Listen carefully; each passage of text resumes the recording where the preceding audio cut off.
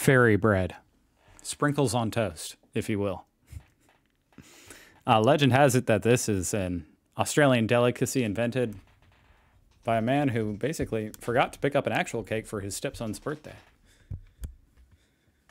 I've never had much respect for it, I'll say honestly. Ever since I found out about it, I didn't want to try it. And I certainly will try it in another video. Look how closely all these sprinkles, that's a lot of sprinkles. Anyway, I wonder, do a lot of kids request no crust on their fairy bread? Or just the birthday boy? I found this video, Elise's Eats. Go check it out. It's gonna be great. It's about fairy bread, so maybe I'll have a whole new respect for fairy bread. I need to know how to make it, basically, so I can try it.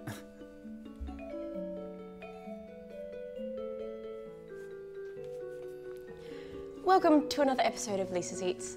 And today we are That's kind of a Harry Potter vibe. going to be sharing with you one of the most quintessential pieces of Australian cuisine, fairy bread. Now, oh, I see there's butter. if you've never had fairy bread before, it's almost at any occasion. I was literally at, okay, I've got to stop that accent now. I was at my friend I thought she was gonna say it's good. She's like, it's at every occasion. Jess's engagement party the other day, and she had fairy bread on the table alongside her beautiful cake and everything else. And I was like, this is why we're friends. It might seem like a joke, but honest to God, fairy bread is one of those things, like if it's not at a party, it's not a party. And we will Oh, it's not just for birthday parties. be eating this until we're old and grey in a retirement home. And I love it so much. When you see it at a party, especially if you've had a few to drink, everyone loses their absolute. They lose their shit over fairy bread, even though it's at every party. That just every time the fairy bread's brought out, people are just losing their shit. These are the quintessential ingredients you're going to need for your fairy bread. Now, you can make as much as you like. This is To be honest, it feels like Great Depression food. Like, yeah, like something, birthday cake from the Great Depression. why I'm not giving exact measurements, but I'm telling you the brands that we use as Australians.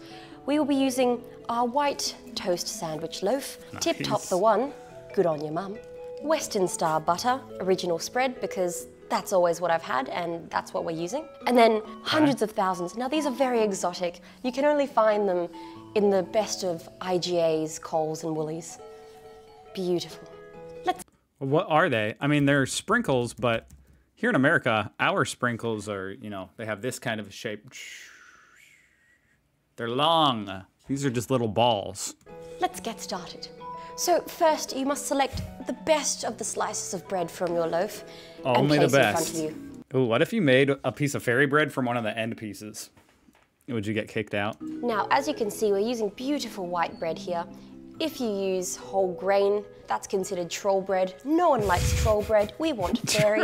And then, of course, if you really wanted to Troll spice things bread. up, instead of butter, you could use Nutella, but that's not original fairy bread.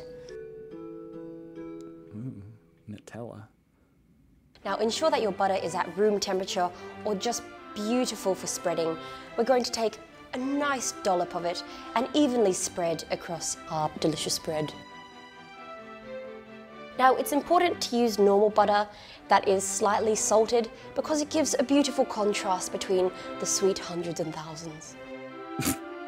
Now, Is that what they're called? She said that twice now. Hundreds and thousands? once your bread is beautifully buttered, there are a few methods of which you can sprinkle it with your delicious hundreds and thousands. I guess so. Is that what a sprinkle is in Australia? That is way too many words. Hundreds and thousands.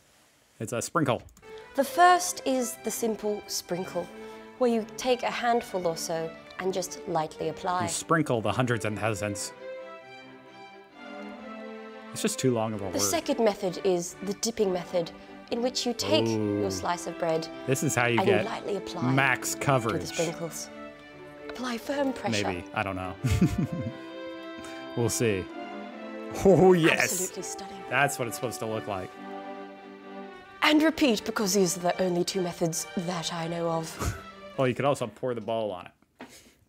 That would be max My coverage. knowledge is very limited. I'm a very simple person. I personally do prefer the pat-down method. Yeah, that makes more because sense. I find it evenly distributes them better than the sprinkle method. Plus, it's slightly less messy. As you can see, Better in every there way. are quite a few that's scattered around the workbench. This is so ridiculous. Now, it's important that we cut them into quarters. We're not savages. They must be delicate and easy to place in one's mouth. Oh, a quarter, not just a half. That's nice. And then arrange in such a delicate manner. It's also kind of like a poor man's donut. That will appease the gods of the fairy bread. I'm sorry to anybody offended by how I speak about the fairy bread. It's just, maybe I need to try it before I keep talking.